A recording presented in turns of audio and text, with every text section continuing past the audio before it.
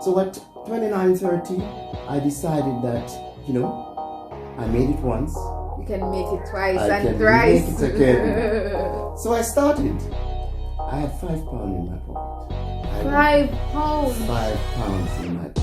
Oh my God. Hey everyone, in this week's episode of The Trailblazer, we feature Robert Whiteley. He is the CEO of Destiny Global TV, a businessman, a real estate mogul, and so much more. And he has a phenomenal story. Stay tuned. I took a 75% beautiful black X5 to drive in a Tita, a second hand. And Oprah grabbed my hand. She was like, all right, show me. One thing that I learned from Steve Harvey's obstacle, I remember he had gotten fired from that particular radio station. If you don't get single-minded and push certain things, they never get accomplished. Yes, you have to be resolute in your purpose. That is That's right. And you have to put a timeline on it. That must be done by. Hi everyone, so I'm pleased to be joined by Robert Whiteley, and he's of course in charge of Destiny Global TV, Destiny Global Television, and it's a pleasure to have him. He's in Jamaica and he's living in the UK. Yes. Tell us what brings you here, and you may not be able to go into details, but what brings you here to Jamaica? Well, first of all, I've been coming to Jamaica for quite some time. And this hotel is my local residence that I usually stay. And we're at the Jamaica Pegasus Hotel. Yes. The reason why I'm in Jamaica on this particular occasion is because my mother died around 1 year, 4 months ago. Oh, Yes. my condolences. I didn't know that. Yes. And when something like that happens, there's a lot of legal things to unravel. Okay. And I've been trying to unravel it there. But as you know, the bureaucracy of certain things. we won't go into that Yes. in this country. And so I'm here in person. And I must say that whilst I've been here, in 8-9 days, I've managed to execute the majority of it. Well, which that's I'm feeling amazing. very pleased. That's very good. That shows progress. Yes, it is. Indeed. All right. So moving on now, because we understand you are originally, as you mentioned, you're Jamaican. Yes, I am. How long have you been living in the United Kingdom? A very long time. But I will tell you, I can remember leaving here at the age of 13 initially. Wow. Going into England. And obviously, when you're that age and you're living with your aunt, I grew with my aunt. And my aunt was a matriarchic type of character. In those times, all Jamaicans are. You don't get away with nothing, do you? And my mom and dad sent for me and I came to England. Obviously, things look strange. It take you a while to settle down. And being the character that I was, you notice it. It was. Yes, it was. You're not like that anymore. No, very troublesome, very mischievous. But after a few years of settling in with my mom and dad, I didn't find my feet straight away because no one does. It took me a while to do it. Yes, but there's so many things that has happened along the way. Yes, like what? Because we're going to go quickly into, or we're going to go soon into your work for Destiny Global TV, which is new online, relatively new online. Yes, relatively new. But before we go into that though, tell me about your background, like your professional background. Okay. Professionally, how I started after college and things. I went into financial services first, and then I went into buying properties, and I moved on at 21. I owned my own home in Jamaica. At 21? At 21 years Wow, of age. impressive. Yeah. That's amazing. And I owned my own house in England at 18. What? Yes. At 18 years old, you own your own house? Yes, 18 That's years. amazing. Yeah. So you want to give us some insight into how you were able to do that so young? Yes. Well, I can tell you, first of all, my dad, because I didn't grow up with him, I like to be transparent in anything. I kept badgering him at first for a car. And, he says, well, you can't have a car yet. Tell me something else that I can assist you with. and he gave me the deposit for the house. But I was working at the time, and then the guys that I were working with was quite entrepreneurial. They started buying and selling properties at an early age, and I sort of duplicated them. And this was in Croydon, where I grew up. And at around 21, I came back to Jamaica, and I bought my first apartment in Stony Hill. Wow. Yes, and then it just roller coaster from there. I went back to England, and then at around 25, 26, I had a portfolio of properties. But I must tell you, the losses too. The loss, yes. Well, that is true, because every success story, you have the success, but you also have the losses as well. So what are the losses? Well, I that you can share. Yeah, that I can share. Yes, that's a good one. Yeah, I can remember 26, 27. One is in their prime, and at that stage, you start moving around and you see yourself as some sort of swashbuckler. So I started traveling. I was in Jamaica pretty regularly at the time. I was in Jamaica 4 or 5 times a year, and because I was remortgaging the properties and letting some out. And then it so happened that as you're moving along, you meet people. And things happen. Maybe sometime romance happen, and you're sort of thinking, well, let me just anchor ship here for a while. Yes. And when you anchor ship here for a while, you're not concentrating on your business. Yes. And then you find maybe these things slip from your fingers pretty quickly, because at the age of 28, 29, I was bankrupt. Oh my gosh. Yes. So from owning your first home at 18, yes, then the second home at 21, yes, and then by 28, yes, you were bankrupt. Yes. That is a lesson. By 28, I had around 7, 8 properties. Wow. And you lost all of them? I lost all of them. So I had to restart, Tamara. Yes. But how does one start when the financial situation also hit you? Because exactly. That is a good question. Yeah, interest rate hike, and everything. So you start taking stock of your life then, and you start addressing the problems, the decisions that you've made in life. And because you have to, from time to time, especially 28, 29, 30, look at how did you lose this? How do I get back to addressing all these problems? And I started obviously going back into reading, because I love reading. Yes. I started reading about people who've made it and lost it so many times. Wow. And I started watching people on videos. So I can remember starting back.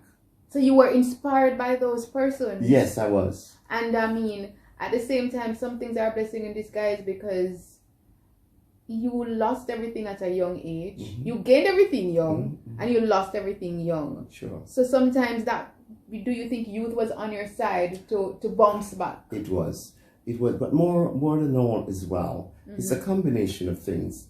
I think you've got to be willing to accept where you are. Yes, accept where you are. Where you are, you've got to be. Because if you don't accept where you are, you can't move on. Yes. Some people are not willing to change. Life is an evolution. You've got to change. It doesn't matter how young you are and how old you are. You always got to be learning all the time. Yes. So at 29, 30, I decided that, I made it once. You can make it twice I and can thrice. Make it again. So I started. I had £5 in my pocket. £5? £5 in my pocket. Oh my God. Yes, I did. I had £5. And I have people to confirm this, to corroborate this. And, I started on my merry way again. I remember the first property I looked at, I had £5. And I negotiated with the seller the price. Example, the property was 59,000. I'm looking at the property right now when I came back, but I negotiated it for 55,000. So I had 4,000. Exactly. So I tied up the deal, and I started that again. Because, and the thing is, it's so interesting, not to cut you, but I interviewed someone recently that had a similar experience where they started over from scratch. But the thing with them, it is a similar line of story like you, because they had the knowledge. So even though they had lost everything, that knowledge helped them to start again. And it was the same with you, because you had the knowledge and the expertise from before. And so you, after that, you continued. I continued, and I built a portfolio, and I was on a roller coaster from then. Wow. And things were just going wonderful, beautiful, as the companies would say. Everything was sweet. And I can remember, I just couldn't, you know, when you can't believe where you've reached? Yes. Because I have to laugh at it, because the second time around, I almost didn't plan it that way. Until my accountant is saying to me, Bob, look, I think maybe you should sell off the property and go to Jamaica. Yes, he did. He said, because you're going to end up with corporation tax. So by this time, I'd gone into the nightclub business. Yes. Yeah, I had a nightclub. And in Jamaica or in the UK? In the UK. I love the nightclub. I love the entertainment side of it. And, you know, things just rocketed from there. But I must tell you, even before we go on, there is going to be another downfall. What? Yes, but in your story? Yes. Oh, there was another one. There's okay. I thought you were saying for the future, but I'm getting what you mean. Like so after the nightclub and you're on a high again. I'm on a high. There is another low coming. Yes, there's another low coming. But I mean, that's the ebb and flow of life, isn't it? It is. You know, life has ups and downs.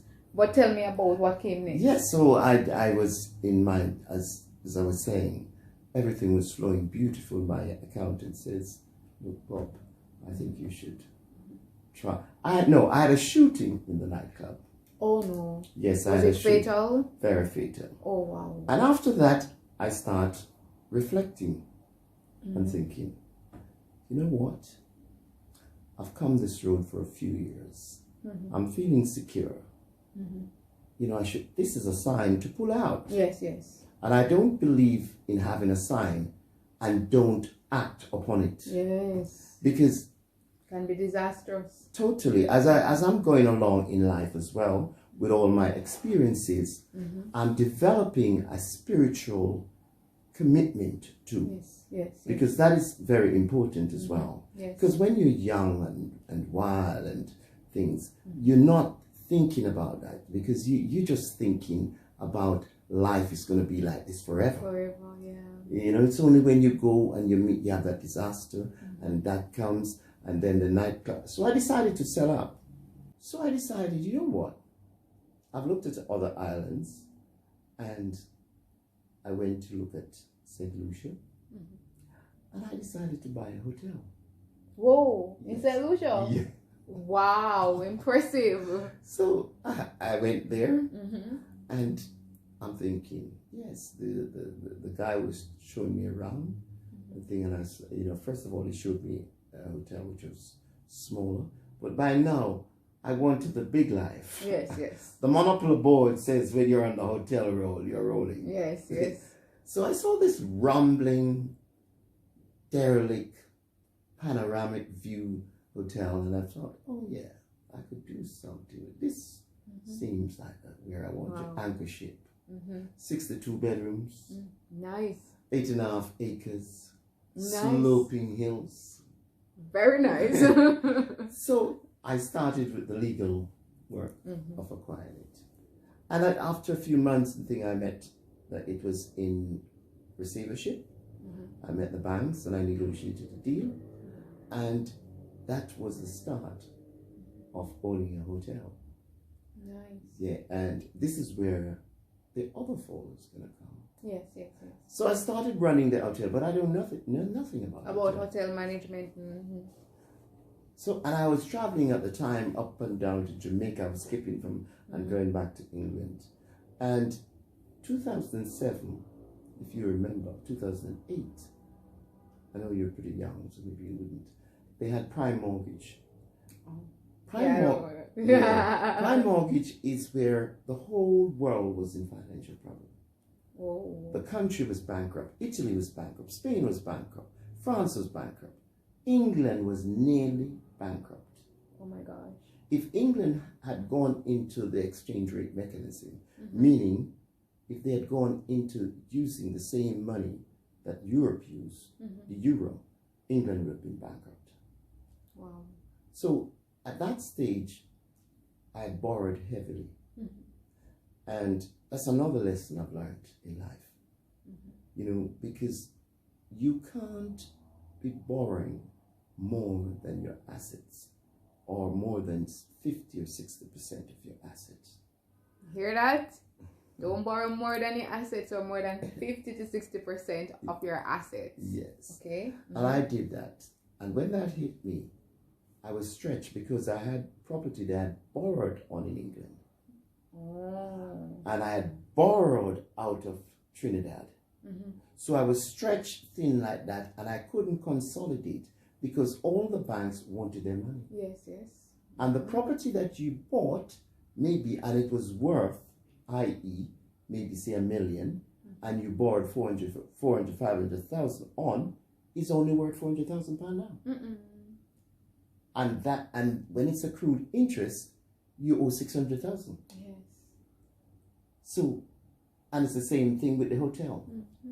So I lost the 2 ships or the 2 planes going down at the same time.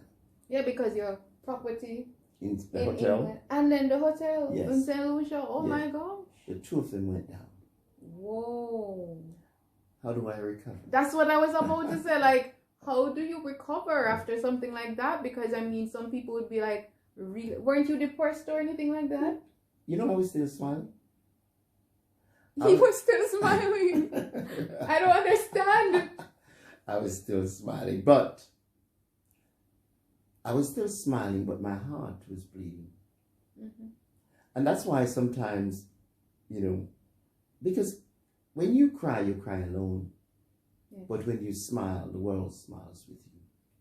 That is a quote. I like that quote. You know? So as you're going through life, the journey, you've got to learn what to share with people and what not to share with people. Yes. Because some people will take that for your weakness. Yes. You Well, know, what did you manage to do to bounce back? That's a good one. My resilience at that time, I must tell you, I love the gym. Yes. When I was 15 years old, I don't come out of the gym. Even here, I don't come out of the gym. Exercise, Yes. jogging, tennis. I've always enveloped that in my life. Yes. So whenever I'm feeling like that, that acts as a cushion Yes. to my pain. Yes. To find a way to Release. release that. Because I'm coming on to pain. You see, pain comes in many different forms. You know, because you can have grief when someone dies, but you can have the similar grief when you've lost your business or lost something that you've worked for 30 or 40 years. Yes. It's a similar grief. Yes, indeed. So all griefs as well, this is another topic. All griefs is relative. All grief is relative. That is true. Because you could lose your properties and you grieve. And then you lost your mom Yes. and you grieve. Yes. It's different kind of grief. 100%. Yes. You know, so, and the thing when you're going through that, you have to be introspective with yourself. You have to look deep, very deep. And especially coming back the 3rd time now, you even have to look deeper. Because you've had it 3 times and lost it. Yes. And the time is accumulating now. Yes. So You're not as young as in your 20s anymore. Yes. So you're quantifying everything. But because of your experience as well, you're saying, I don't need that long anymore to make it. Wow, I like that. So you, even despite all of that, you've experienced so much and you have the mindset, so you know that You can bounce back again. Yes, you can in a shorter time because of the knowledge. Yes, yes. You know, because how Isn't that interesting? you know, how does one at that stage when you've lost that again and you've got to start, remember you have all of that. So you can't be looking for people to help you neither, because as far as they're concerned, you've had it. Yes, yes, yes. Isn't it? As a matter of fact, they want to kick you under the bus. So the saying goes, you know. So you have to be single-minded, yes, Tamara. And I got very single-minded after that. And I sort of cut off myself and started going back to reading and looking deep into myself, even deeper, you know, and start looking at the mistakes and saying to myself, okay, fine. It's still a journey. yes, The journey isn't over yet. yes, exactly. As the saying goes, it's not over until the fat lady sings. Some people gives up until I can understand that, because the threshold of pain for some people is less than you know, than other people. So after all that, it had me out for around 2 years or so. I was using the terminology. I was not in a coma in what has happened, but I was nonplussed. My emotions and thing was very, you know, cold. In the I've got to get back to where I'm going. Yes. I've got to get back on this path. You know, so I decided, you know what? I was always a pretty bright student. I said, my aunt from Jamaica, she's always wanted me to be a lawyer. So I'm thinking, you know what, Bob? Try and do it. Yes. And you went into law? Yes. Oh my gosh. No, that's... I wasn't expecting that. I know you weren't. So during that time of recuperating from the losses, even though it was at a mature age, I decided, I applied, and yes, they accepted me. Yes. And what law school was that? In Burbank. I went to Burbank University first. Yeah, I know of Burbank. Yes, Yeah. and then I finished at Wolverhampton. Oh, that's very good. Yeah. So I had 3 years, Tamara, to really now put the records right, logically, theoretically. Wow. You know, and after that, that's when I start knowing myself. Yes. You know, because I said, okay, this is how it's done.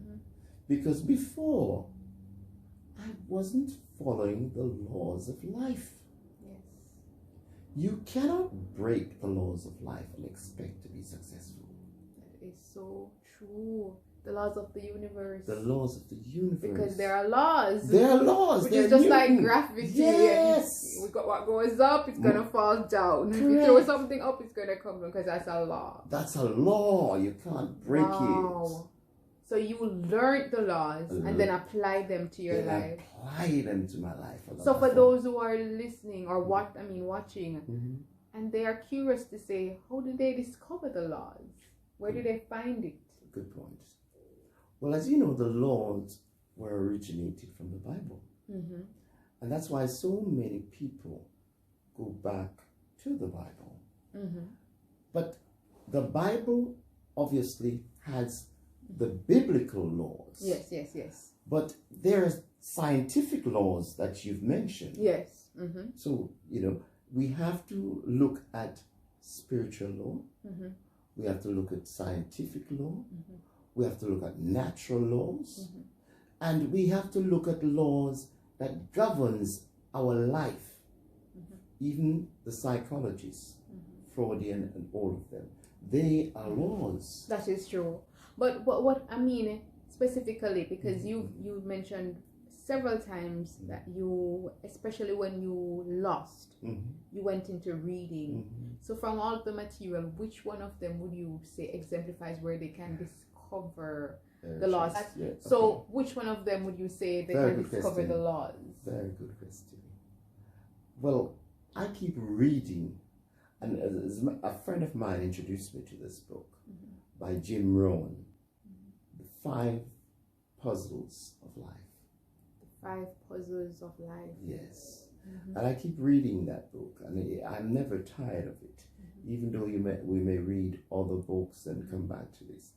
There's so much books been written, 48 Laws of Power. Yeah, there's so, but I think you have to, once you read certain, you have to identify what you want out of it as well. Yes.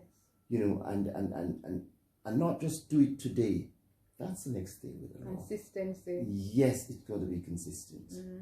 And then when you start applying it, you see the benefits, because it's like your garden. Yes. You can't expect not to weed your garden and just chuck the seed out there and leave it and expect you to have a beautiful botanical garden. Yes. It's not done. You have to put in the work. You have to groom it. You have to take care of it daily. Yes. And that's a law. That is true. And life, everything is like that. Relationships are like that. Commitment. You can't just make half-hearted commitments and expect to have to reap the whole harvest of it. Yes, true. You can't. True. So my whole perspective started changing from the law. Even though I know the biblical law, I wasn't practicing it every day because you're all over the place. Your mind is not settled. But after that, now my mind started set, and I think, okay, fine. What do I really want to do now? I'm at a stage where all my journey, I've achieved things. Yes. Do I continue on that roller coaster? Yeah. Because where does that roller coaster is going to take me? I've decided no. You want something different now? I want something that when I leave this earth, you have a legacy. I have a legacy. Something tangible that people can see. This guy was not just about that. Yes. He was a businessman, he was a real estate mogul, he was a lawyer, but more than that. More than that. Yes, and this is what brings me now to this stage in life, that I look at it, and even though now I'm doing a development, here, and I'm gonna go and do other developments. Yeah, because that's your passion and your business, and your interest. But that brings you to Destiny Global TV as well. Yes, it does now. I incorporate this because I see this as a way of a medium to help as well, and to people to see what I've been through. Lots of people have been through things maybe similar, but I'm documenting my story as well. So if they can at least learn something from it as we go along. To reach a wider audience. And to empower other persons. And indubitably. And so that they can reach and become their best selves and live out their destiny. Awesome. This has been a wonderful interview, Mr. Robert Whiteley. I really appreciate it. And just keep up the fantastic work and continue to be a man of purpose and a man of destiny. Thank you.